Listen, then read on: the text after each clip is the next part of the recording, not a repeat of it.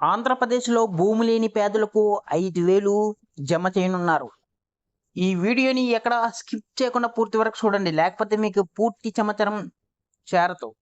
ఎవరైనా గాని కొత్తగా ఈ వీడియో గాని చూస్తున్నట్లయితే మా ఛానల్‌ని సబ్స్క్రైబ్ చేయడం మాత్రం మర్చిపోకండి.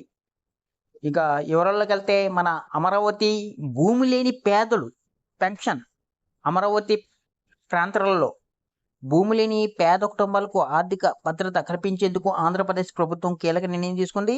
సిఆర్‌డిఏ పరిధిలోని గ్రామాల్లో నివసించే అర్హులైన వారికి నెలకు 5,000 పింఛను రూపంలో అందించనున్నారు. ఈ మేరకు 26.92 కోట్లు నిధులు విడుదల అయ్యాయి. సంబంధిత బ్యాంక్ ఖాతాలో జమ చేస్తున్నారు. గతంలో టీడీపీ పాలనలో ఈ పింఛన్లు అందించబడ్డాయి. మధ్యలో నిలిచిపోయాయి. ప్రభుత్వం అధికారంలోకి వచ్చాక ఈ అంశంపై కూటమి దృష్టి సారించాయి. పునరుద్ధరణకు కేబినెట్ ఆమోదం. రాజధాని నిర్మాణ సమయంలో ఉపాధి కోల్పోయిన కుటుంబాలకు న్యాయం చేయాలనే ఒక ఉద్దేశంతో ఈ చర్య జరిగింది. గ్రామ సభలు, డిఏ కార్యాలయాల ద్వారా దరఖాస్తులు స్వీకరించి అర్హులకి దరఖాస్తు చేస్తున్నారు.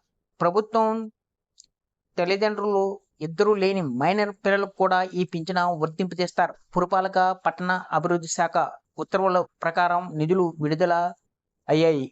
ఇది స్థానిక పేద కుటుంబాలకి గొప్పగా నిలుస్తుంది.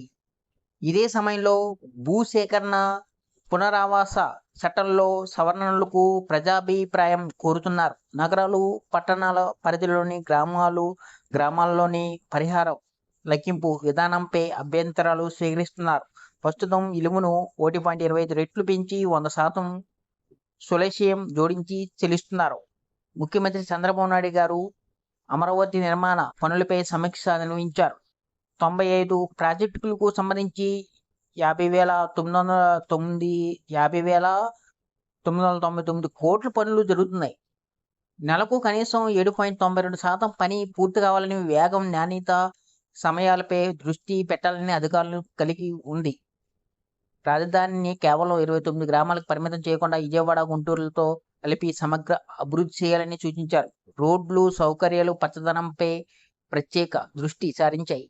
ప్రపంచ స్థాయి రాజధానిగా తీర్చిదిద్దాలని మన సీఎం గారు అన్నారు. అన్ని శాఖలు సమన్వయంతో పనిచేయాలని తాను స్వయంగా పర్యవేక్షిస్తామని స్పష్టం చేశారు. ఈ వీడియో కనుక మీకు నచ్చినట్లయితే ఒక లైక్, సబ్స్క్రైబ్ చేయడం మాత్రం మర్చిపోకండి.